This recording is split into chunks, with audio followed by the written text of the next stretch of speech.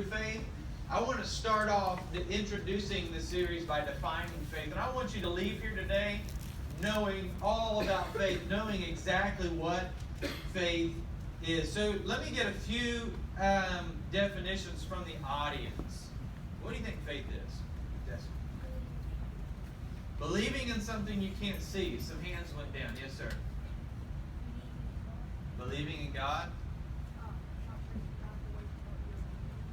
Okay, Logan?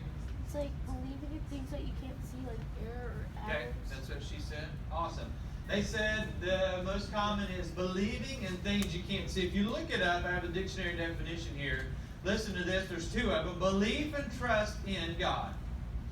Loyalty to God. A firm belief in something for which there is no proof. And if you study out faith, two words that you will see over and over again in the 1828 dictionary and all throughout studying it, you will see two words show up. The first one is what?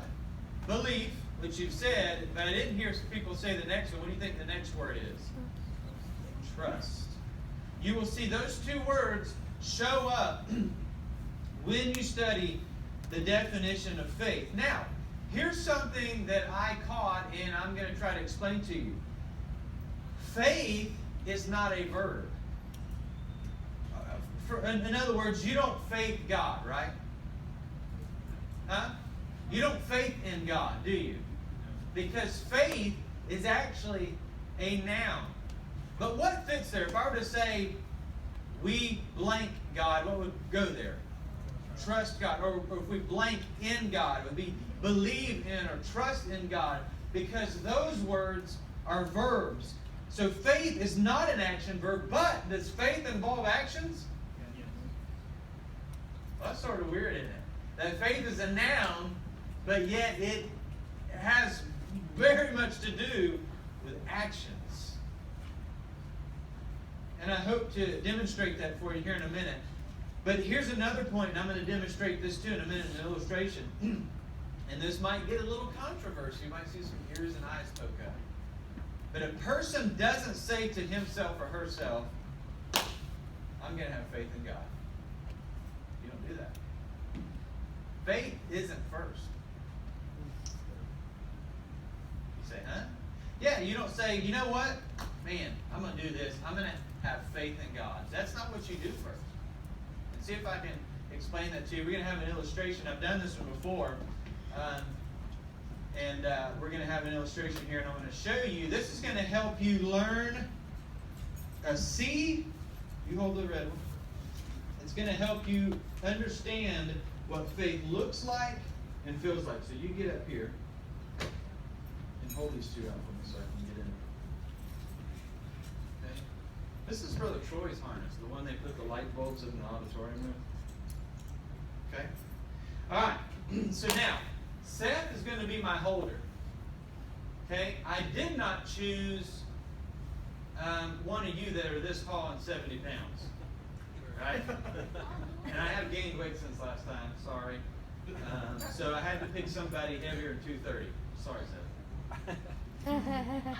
What? It's just a fact. So because what I'm going to do is I want you to pretend I'm on the Devon Tower.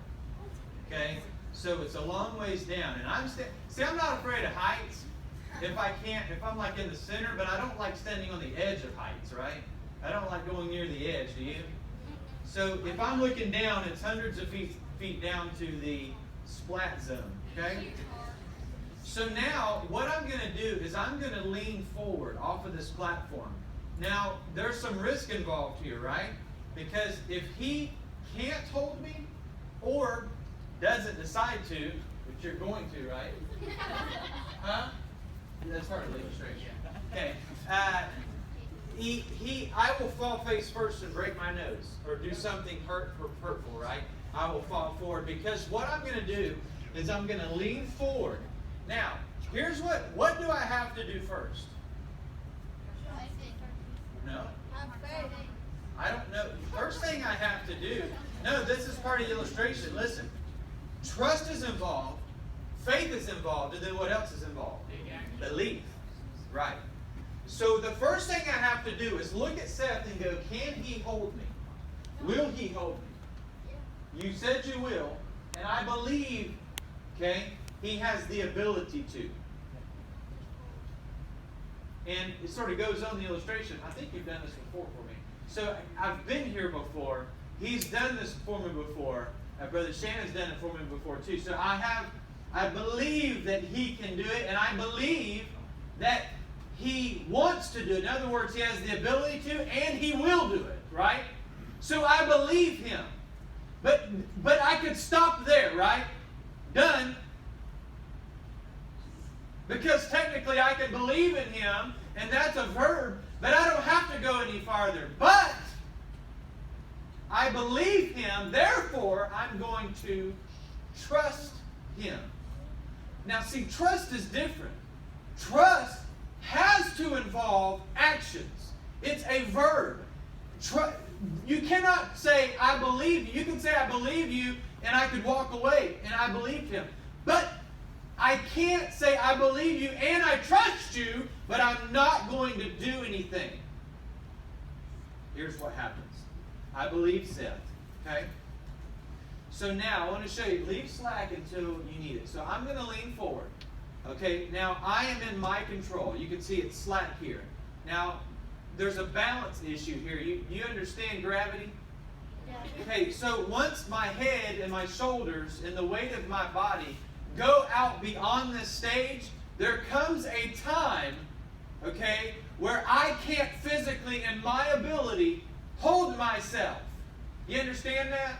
So when I lean forward, I'm in my ability, I'm in my ability, I'm in my ability, but there's going to be a spot where my balance gives way and gravity takes hold, right?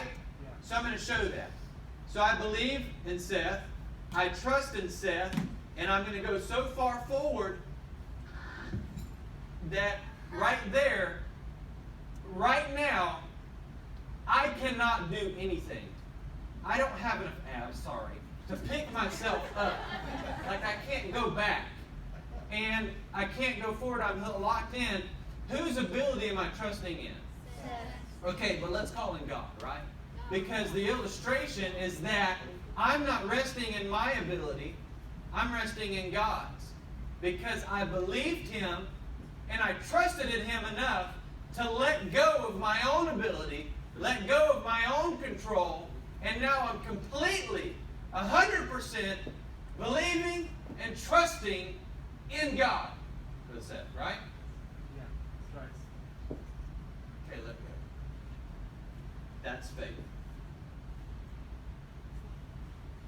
When I believed Him enough to trust Him enough to physically let go of the control that I had on my life, there are some risks involved, but I let go.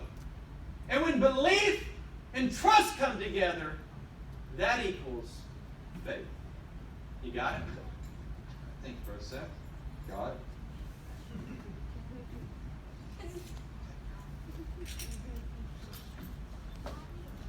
Faith is the product of belief and trust. Did you get that? Faith is the product of believing, not just believing, but believing and trusting. Now, I see some people taking notes, and I thank you for that. There's going to be a lot of notes here, one-liners and things that you can use in your life if you'll write them down. Faith is the product of belief and trust. We could do a mathematical statement and say this: believing plus trusting equals faith. Believing plus trusting equals faith. You can say it this way: faith is a noun, but is the product of two verbs. Are you getting it?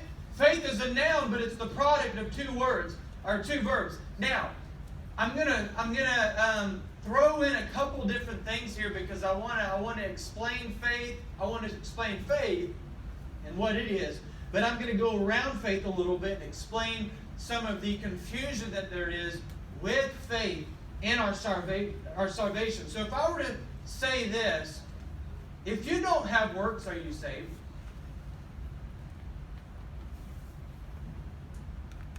I can even have an adult answer. If you don't have works, are you really saved? Okay, let me ask you this just for the record, because we're going to cover this. Does works save you? Okay, so you say works don't save you, but if you're saved, do you have works? If you don't have works, are you saved? I don't hear a 100% answer on that. And I hope to clear that up. Yes, sir. Oh, did you raise your hand? I did. I was just going to say, Paul said faith without works is dead. Right. And works is going to be a natural outflowing or manifestation of your faith. Exactly. Turn to James chapter 2, which is what Brother Bryan was saying. James chapter 2. Listen to this while you're turning. Faith produces works. Works don't produce faith. Did you get that? Faith produces works, is what Brother Bryan said. Works does not produce faith. But a lot of times, there's religions that don't believe in God. They have their own God that believe in a works type system to get themselves right with their God. But then you have Christianity. But inside Christianity, you have what's called denominations, right? You have like a Church of God, a Church of Christ, Catholics, Mormons, Jehovah's Witness.